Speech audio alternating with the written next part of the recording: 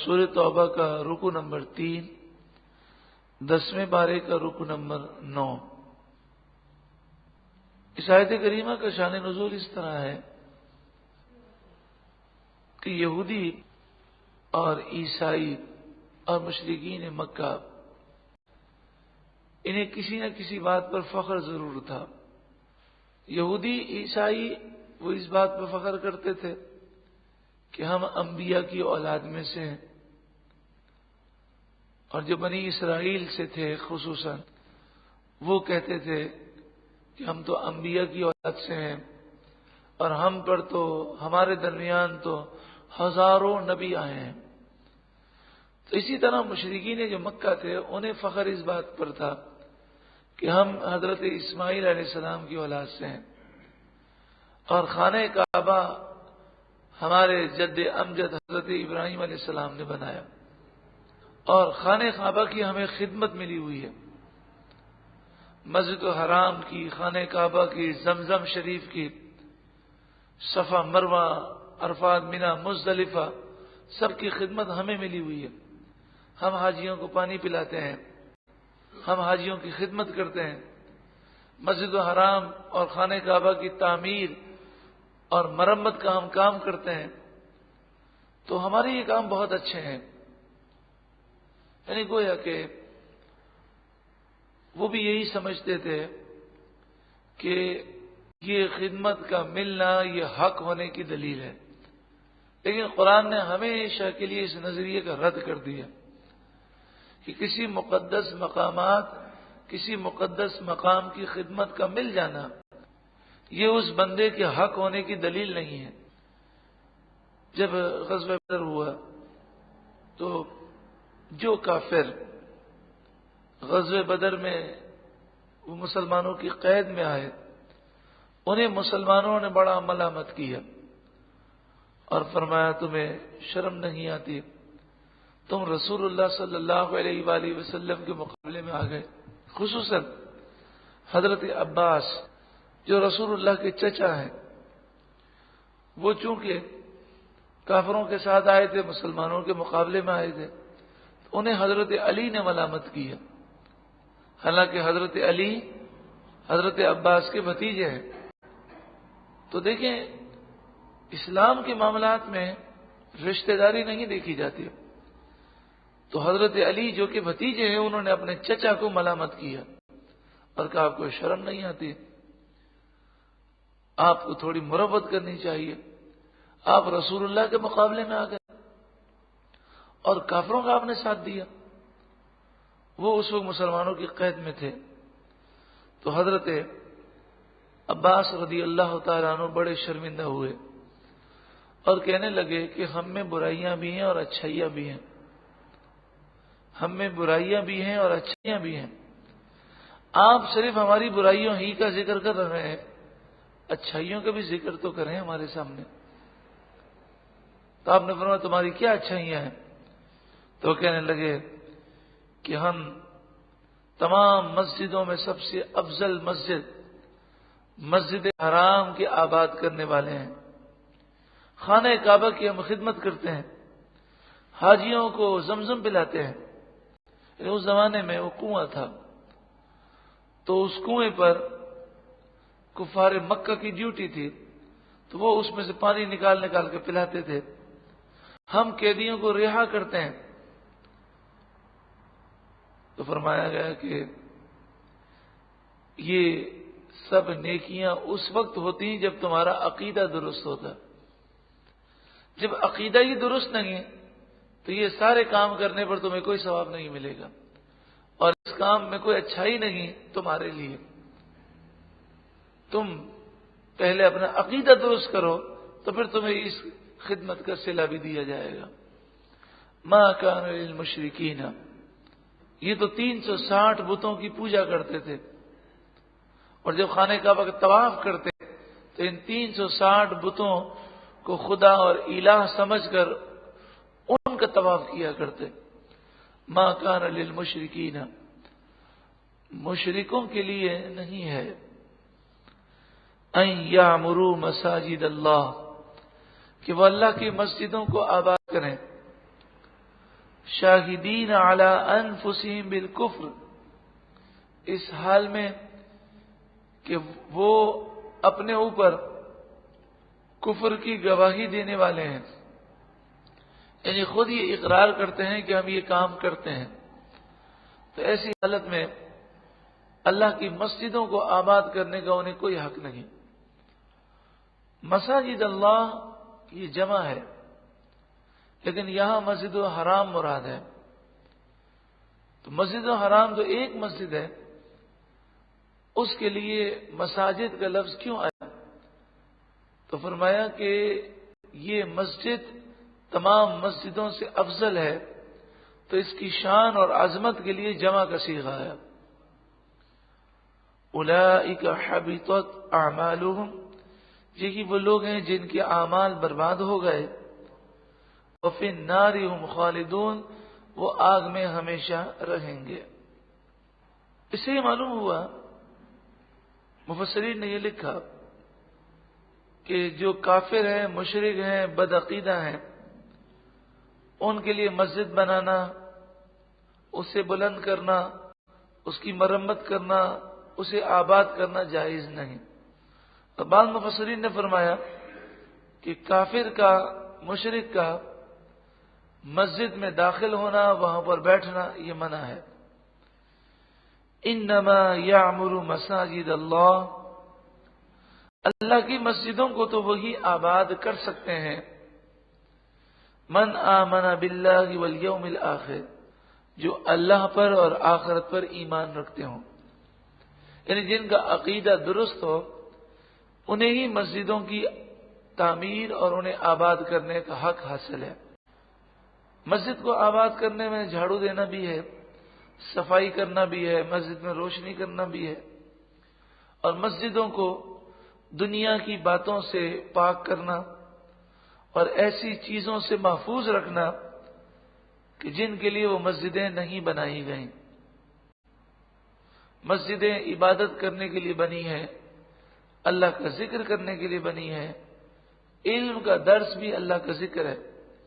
تو مسجدوں میں یہی کام ہونے چاہیے، اور ہر اس کام سے مسجد کو بچانا چاہیے جس کے لیے مسجد کو نہیں بنایا گیا. وَأَقَامَ الصَّلَاةَ، مسجدیں تو وہی آباد کر سکتے ہیں جو اللہ اور اس کے رسول پر ایمان رکھتے ہیں، قیامت پر ایمان رکھتے ہیں. اللہ پر اور قیامت پر ایمان رکھتے ہیں یعنی مکمل ان کا عقیدہ درست ہے. وَأَقَامَ الصَّلَاةَ، اور وہ نماز قائم کریں. وَآتَ الزَّكَاةَ، وہ زکات دیں. وَلَمْ يَخْشَ إِلَّا اللَّهَ، اور وہ اللہ کے سوا کسی سے نہیں ڈرتے. ہمارے یہاں پر لوگ عقائد نہیں دیکھتے، خدمت کو دیکھتے ہیں. مثلا بعض بزرگان دین کے مزارات ہیں، تو وہ مزارات بزرگوں کے ہیں، اللہ کے ولیوں کے ہیں، لیکن ان مزارات کی جو خدمت کرنے والے ہیں وہ بالکل دین اسلام سے فارغ ہیں. یا تو وہ صحابہ کرام کے بے ادب ہیں، یا رسول اللہ کے گستاخ ہیں، یا وہ دین کا مذاق اڑانے والے ہیں. لیکن لوگ عقائد پر توجہ نہیں کرتے اور کہتے ہیں جناب یہ تو مزار کی خدمت کرنے والے ہیں، تو اگر یہ بابا جی یہ اللہ کے ولی ان سے ناراض ہوتے تو ان کو خدمت کا موقع کیوں دیتے؟ تو لہذا وہ ان کے ہاتھ بھی چومتے ہیں، پاؤں بھی چومتے ہیں، بڑی عقیدت کرتے ہیں، نذرانے بھی دیتے ہیں. حالانکہ سب سے اہم چیز عقیدہ ہے. اگر عقیدہ درست ہے تو پھر خدمت کا فائدہ ہے. اور دوسرا یہ ذہن بنا لیجئے کہ کسی مقدس مقامات کی خدمت مل جائے، کسی مقدس مقام کی خدمت ملے، تو یہ اس کے حق ہونے کی دلیل نہیں ہے. بیت المقدس، مسجد اقصی، فلسطین، جہاں پر ہزاروں انبیاء کے مزارات ہیں، یہودی قابض ہیں، تو کسی مقدس مقام پر قبضہ کسی کا ہونا یہ اس کے حق ہونے کی دلیل نہیں. اسی طرح مسجد الحرام، مسجد نبوی شریف میں لوگ یہ خدمت تو ضرور دیکھتے ہیں کہ ماشاءاللہ جناب بڑا خرچہ کیا جا رہا ہے، بڑی لائٹنگ ہے، بڑی خدمت کی جا رہی ہے، بڑا انتظام ہے. تو یہ انتظامات تو ہم بھی مانتے ہیں، لیکن یہ انتظامات کو عقائد پر فوقیت نہیں دی جا سکتی. ہمیں عقیدہ دیکھنا ہے. اگر عقیدہ ان کا قرآن و حدیث کے مطابق ہے، صحابہ اور بزرگان دین کے مطابق ہے، تو انہیں خدمت کا ثواب ملے گا. اور عقیدہ اس کے مطابق نہیں اور وہ مسلمانوں کی اکثریت پر شرک اور بدعت کا الزام لگاتے ہیں، تو انہیں مسجد الحرام اور مسجد نبوی کی خدمت کا کوئی ثواب نہیں ملے گا.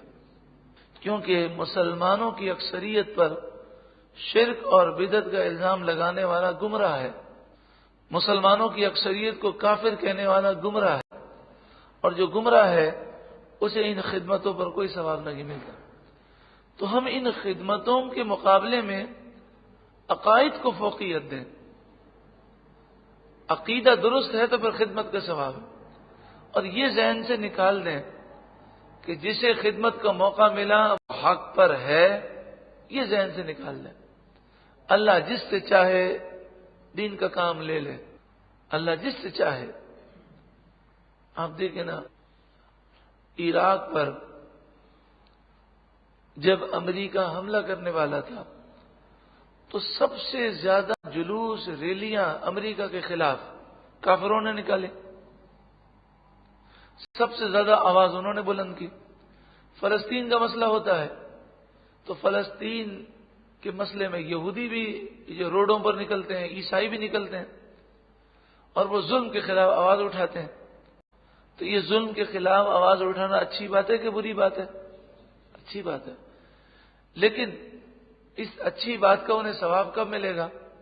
جب ان کا عقیدہ درست ہوگا. اسی طرح اگر کوئی بیمار ہوتا ہے تو جو کئی عیسائی ایسے ہیں کہ اس کی تیمارداری بھی کرتے ہیں، اس کا علاج بھی کرتے ہیں، مفت علاج کرتے ہیں، تو وہ خدمت کو تو ہم تسلیم کرتے ہیں، لیکن ہم کہتے ہیں اس خدمت کا صلہ کب ملے گا؟ جب عقیدہ درست ہو. تو سب سے زیادہ ہمارے نزدیک فوقیت کس کو ہے؟ عقیدے کی. اور دوسری بات یہ پھر ریپیٹ کرتے ہیں ہم کہ دوسری اہم ترین بات یہ ہے کہ کسی مقام کی خدمت کا ملنا یہ اس کے حق ہونے کی دلیل نہیں ہے. اور اسی طرح یہ بھی سمجھ لیں کسی مقام پر قبضہ کر لینا یہ بھی اس قابض کے حق ہونے کی دلیل ہرگز نہیں ہے.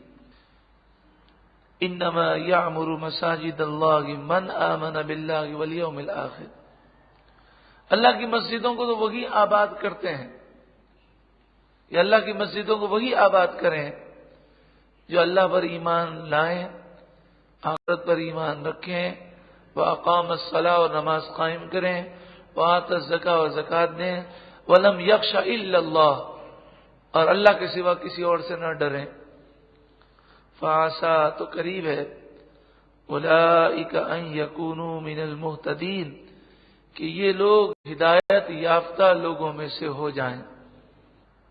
اجعلتم یہاں پر ایک ضروری میں مفسر کا قول بیان کر دوں. انہوں نے فرمایا کہ اللہ کے سوا وہ کسی سے نہ ڈریں، اس کے معنی کیا ہیں؟ تو فرمایا کہ ایک ہے اللہ کو راضی کرنا اور دوسرا ہے کسی انسان کو راضی کرنا. تو کسی مخلوق کی رضا کو وہ اللہ کی رضا پر فوقیت نہ دیں، یعنی اللہ ہی کو راضی کرنے کی کوشش کریں، اور اللہ کو راضی کرنے میں اگر لوگ ناراض ہوتے ہیں تو وہ اس کی پرواہ نہ کریں. یہ معنی ہے اللہ کے سوا وہ کسی سے نہیں ڈرتے. اجعلتم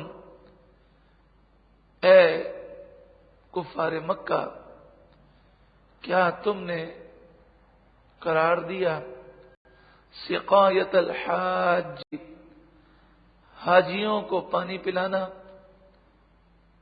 زمزم شریف حاجیوں کو پلانا، وعمارت المسجد الحرام اور مسجد حرام کی خدمت کو، کمن آمن باللہ کیا تم نے اس کے برابر قرار دیا جیسے جو ایمان لائے اللہ پر، والیوم الآخر اور آخرت کے دن پر، وجاہد فی سبیل اللہ اور اللہ کی راہ میں وہ جہاد کرے. تو تم بغیر ایمان کے یہ خدمتیں کر رہے ہو اور مسلمان ایمان کے ساتھ جہاد کر رہے ہیں، تو یہ دونوں برابر تو نہیں ہو سکتے. لا یستوون عند اللہ، یہ برابر نہیں ہو سکتا اللہ کے پاس. واللہ لا یہدی القوم الظالمین، اور اللہ ظالم قوم کو ہدایت نہیں دیتا. ظالم کون ہے؟ کہ جو عقیدے کے فرق کو ملوث نہ رکھے، جو ظاہری ان چیزوں کو دیکھے اور عقیدے کو اہمیت نہ دے، وہ ظالم ہے. جس طرح کفار کرتے تھے کہ وہ کہتے تھے کہ دیکھو خانہ کعبہ کی خدمت ہمیں ملی ہوئی ہے، زمزم کی خدمت ہمیں ملی ہوئی ہے، تو وہ اس خدمت کو عقیدے کے برابر سمجھتے تھے. تو اچھے عقیدے اور درست عقیدے کے بغیر ان خدمتوں کا کوئی فائدہ نہیں. الذین آمنوا، وہ لوگ جو ایمان لائے، وہاجروا، اور انہوں نے ہجرت کی، وجاہدوا، اور انہوں نے جہاد کیا، فی سبیل اللہ، اللہ کے راستے میں، باموالہم وانفسہم، اپنے مالوں کے ذریعے اور اپنی جانوں کے ذریعے. اعظم درجۃ عند اللہ، اللہ کے پاس ان کا بڑا درجہ ہے. وَأُولَئِكَ هُمُ الْفَائِزُونَ، اور یہی لوگ کامیاب ہیں. يُبَشِّرُهُمْ رَبُّهُمْ بِرَحْمَةٍ مِّنْهُ، ان کا رب انہیں خوشخبری سناتا ہے، بِرَحْمَةٍ مِّنْهُ، اپنی رحمت کی، وَرِضْوَانٍ، اور اپنی رضا کی خوشخبری سناتا ہے. اور اللہ کی رضا مل جائے، اللہ راضی ہو جائے، تو اس سے بڑھ کر اور کوئی نعمت نہیں ہے. وَجَنَّاتٍ، اور اللہ نے جنتوں کی خوشخبری سناتا ہے. لَهُمْ فِيهَا نَعِيمٌ مُقِيمٌ، جس میں ان کے لیے دائمی نعمتیں ہیں. نعیم نعمتیں، نعمت مقیم ہمیشہ کی. خالدین فیہا ابدا، وہ اس میں ہمیشہ ہمیشہ رہیں گے. ان اللہ عندہ اجر عظیم، بے شک اللہ کے پاس بڑا اجر ہے. یا ایھا الذین آمنوا، اے ایمان والوں، اب جب اللہ کی رضا پانی ہے تو قربانی تو دینی پڑے گی. اس میں سے ایک قربانی یہ ہے کہ کسی دوست یا رشتہ دار کی مروت نہیں کرنی ہوگی. اللہ کی رضا پر سارے دوست قربان، سارے رشتہ دار قربان. رشتہ داروں یا دوستوں کے حقوق ادا کرنا شریعت کے دائرے کے اندر ہے. اور جو اللہ اور اس کے رسول کا دشمن ہے وہ ہمارا دوست نہیں ہو سکتا، کیونکہ جو ہمارے محبوب کا دشمن وہ ہمارا بھی دشمن، اور جو ہمارے محبوب کا دوست وہ ہمارا بھی دوست.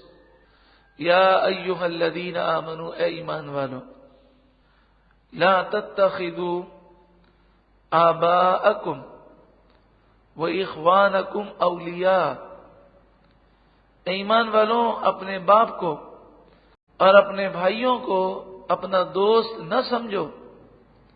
لیکن یہ میں قرآن پڑھ رہا ہوں. آج تو لوگ کہتے ہیں جناب اتنی سختی نہیں ہونی چاہیے، نرمی ہونی چاہیے، سب سے دوستی ہونی چاہیے، سب کا دین اپنی جگہ پر ہے. لیکن دیکھیں، ایک سوچ میری ہے اور آپ کی ہے، اور ایک قرآن کا حکم ہے. بتائیے فوقیت کس کو حاصل ہے؟ قرآن کے حکم کو. اور اللہ کے حکم پر ہماری سوچیں قربان ہیں. اے ایمان والوں اپنے باپ کو اور اپنے بھائیوں کو اپنا دوست نہ سمجھو. کب؟ ان استحب الکفر علی الایمان، اگر وہ ایمان کے مقابلے میں کفر کو پسند کریں. اس حکم کے بعد بھی اگر کوئی بدعقیدہ، بد مذہب، کافر، مشرک، یہودی، عیسائی، ہندو سے دوستی کرتا پھرے، پھر کیا ہوگا؟ وَمَن يَتَوَلَّهُم مِّنكُمْ، اور جو کوئی تم میں سے ان سے دوستی کرے گا، فَأُولَٰئِكَ هُمُ الظَّالِمُونَ، تو یہی لوگ ظالم ہیں. قرآن نے انہیں ظالم قرار دیا. جب یہ آیت کریمہ نازل ہوئی تو بعض لوگ پریشان ہو گئے اور کہنے لگے یہ کیسے ہو سکتا ہے کہ انسان کا باپ ہو، بھائی ہو، قریبی رشتہ دار ہوں، ان سے وہ دوستی نہ رکھے کیونکہ وہ کافر ہیں. تو ایسا کیسے ہو سکتا ہے؟ تو پھر اس پر یہ آیت کریمہ نازل ہوئی. قل، اے محبوب آپ فرمائیے، ان کان آباؤکم، اگر تمہارے باپ دادا، وہ ابناؤکم، اور تمہارے بیٹے بیٹیاں، وہ اخوانکم، اور تمہارے بھائی بہنیں، وہ ازواجکم، اور تمہاری بیویاں، وہ عشیرتکم، اور تمہارا کنبہ خاندان، دیگر رشتہ دار، وہ اموال، اور مال، اموال اقترفتموہا، وہ مال جو تم نے کمایا، وہ تجارت، اور بزنس، تجارت، سودا، تخشون کسادہ، جس کے نقصان سے تم ڈرتے ہو، وہ مساکن، اور مکانات، تردونہا، جنہیں تم پسند کرتے ہو. کتنی چیزیں ہو گئیں؟ 8 چیزیں. آباؤکم، تمہارے باپ، ابناؤکم، تمہارے بیٹے، اخوانکم، تمہارے بھائی، ازواجکم، تمہاری بیویاں، عشیرتکم، دیگر تمہارے رشتہ دار. تو بھائی بہن، بیٹا بیٹی، ماں باپ، اس کے علاوہ تمام رشتہ دار داخل ہیں. وہ اموال، اور تمہارا وہ مال جنہیں تم نے جمع کیا، تجارہ، اور تمہارا بزنس جس کے نقصان کا ہر وقت ڈر لگا رہتا ہے، مساکن، اور تمہارے مکانات، محل، بنگلے، کوٹھیاں، حویلی، کہ جو تمہیں بڑی اچھی لگتی ہے. یہ 8 چیزیں ہیں. اگر ان کی محبت اللہ اور اس کے رسول اور جہاد فی سبیل اللہ کی محبت سے زیادہ ہے تو پھر اللہ کے عذاب کا انتظار کرو. احب الیکم، اگر یہ ساری چیزیں تمہیں زیادہ محبوب ہیں، من اللہ، اللہ سے، ورسولہ، اور اس کے رسول سے، وہ جہاد فی سبیلہ، اور اللہ کی راہ میں جہاد کرنے سے، فتربصوا، تو تم انتظار کرو، راستہ دیکھو، حتی یأتی اللہ بامرہ، یہاں تک کہ اللہ اپنا عذاب لے آئے. تو اللہ اور اس کے رسول کی محبت سب سے فوقیت ہے اس کو. اور جو بد عقیدہ ہے، بد مذہب ہے، کافر ہے، یہودی ہے، مشرک ہے، عیسائی ہے، ہندو ہے، اس سے ہماری دلی محبت نہیں ہو سکتی، اس سے دلی لگاؤ اور الفت نہیں ہو سکتی. واللہ، اور اللہ، لا یہدی القوم الفاسقین، فاسق قوم کو ہدایت نہیں دیتا. ذرا سوچے تو صحیح کہ آج ہم دنیا کی محبت میں کیسے گم ہو چکے ہیں. اگر اللہ اور اس کے رسول کی محبت ہم پر غالب ہوتی تو کیا ہم دنیا کے کاروبار کی خاطر نمازیں چھوڑتے، جماعت چھوڑتے، یا ہم حرام کماتے، جھوٹ بولتے، ظلم و ستم کرتے، اللہ اور اس کے رسول کی نافرمانیاں کرتے؟ اللہ تعالی ہمیں اپنی اور اپنے حبیب کی سچی پکی